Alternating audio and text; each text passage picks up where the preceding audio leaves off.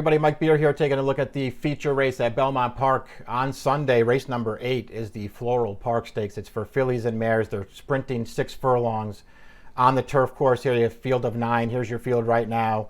Sort of a well-matched field here for this $150,000 race. The morning line favorite, number 6, Robin Sparkles, is a New York bred with plenty of early speed. She likes to get out there, get to the front in her races, and try to wire those fields. 2-1. We'll see. Feels like a pretty short price to take on this filly, who's stepping back up in class off of a little bit of a confidence-boosting win over allowance horses at Laurel most recently. Her 2 most recent stakes tries in New York, they didn't go so well. She didn't run terribly in those races, but she got to the lead as she wants to do, and just was no match at the end, settling for 3rd in both the Caress and the Smart and Fancy up there at Saratoga. They weren't, total disasters, but she didn't run great in those races.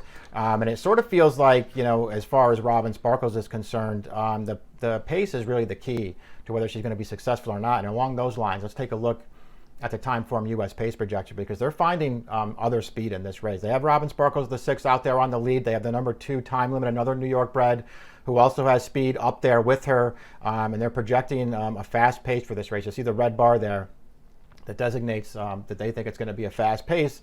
And we'll see if it does play. I do feel like there's a chance that Timeform US is right in that assessment. Not only does Time Limit have speed, the number 3, Honey Cake, is a filly who's been over here for 2 starts so far this year for trainer Jonathan Thomas, and she showed speed in both of those races. Now, one of them was going a mile and a grade 2 at Woodbine, the other at 7 furlongs right here at Belmont. But in both of those races, she came out running and went to the lead, and she was very headstrong in those races. She doesn't look like a filly who necessarily wants to be rated in her races. So I feel like there's a chance that she goes forward and is part of the pace in here. The number 5, Pacific Gal, we'll see what she does in here. Pacific Gal's a 6-year-old who's had 33 starts so far, and this is going to be her career debut on turf. She's never run on turf before, but she's a quality dirt sprinter on her best day, and she's another horse who has speed, so she could go forward in this race as well. We'll see how it all plays out.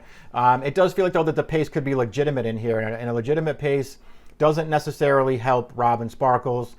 She is a filly who has shown that she can go fast and still keep on going and win her races. But it does feel like, most of her wins, and she is 6 for 9 sprinting on the grass, most of her wins have come when they've just sort of put her in the right kind of spots. And that was the case, I felt like, in her most recent start. Why don't we take a look at that race right now, actually. Robin Sparkles, they shipped her to Laurel. This is at the end of September, 17 days ago, to find a nice little allowance race for her, to get her confidence up after those 2 losses at Saratoga. And she just does what she has to do. She's 3-5 in this race. She sits right up on the pace, contested around the turn, takes it over when they set her down in the stretch, and she's driving to the finish to keep clear.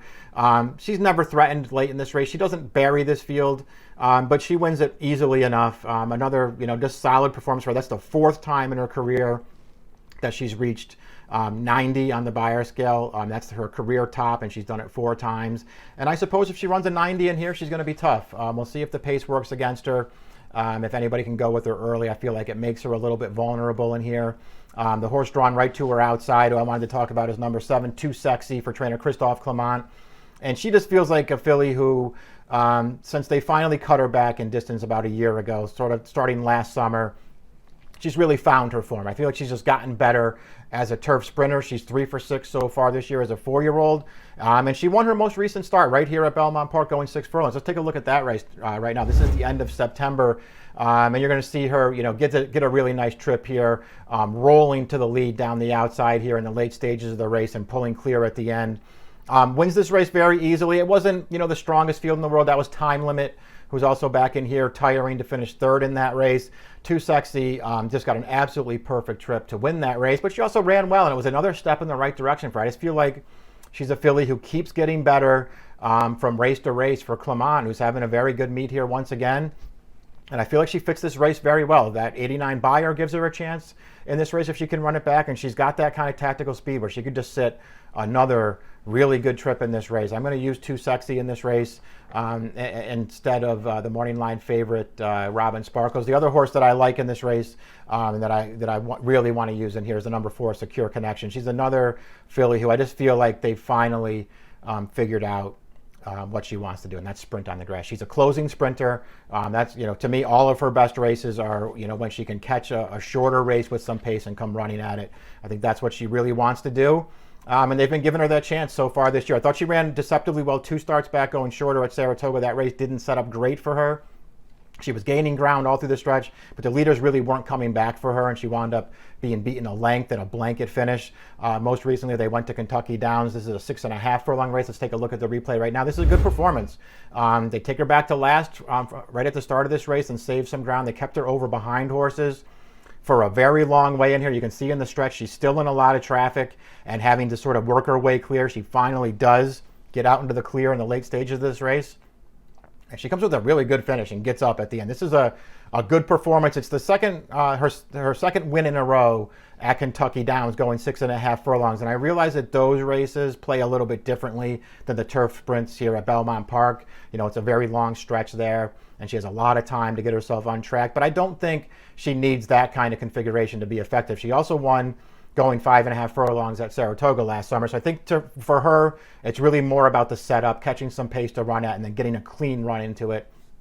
And I feel like if Secure Connection can get a clean run into this race, I think the pace is going to be there for her to come running at. So, there are other ways to go in here too, but I'm going to take Secure Connection in here in the Floral Park, especially if she's anywhere around that 8-1 morning line. You can put the picks up there now. I have Secure Connection on top. I went 4, 7, 9, and 1. I threw the 1 go-go shoes in there because she's another sort of tactical filly in here. Her win here at Aqueduct rather earlier this year came in wire-to-wire fashion, but she just got loose on a slow pace that day. But she showed 2 starts back that she doesn't need that trip to be effective. She can sit close and still rally through the stretch. So I threw her in at a price as well. More than anything else, I was just sort of against the favorite in this race, the Floral Park. And I went, again, 4, 7, 9, and 1. Race number 8 at Belmont on Sunday is the feature. It's the Floral Park. The approximate post time is 4:21 Eastern Time. Good luck.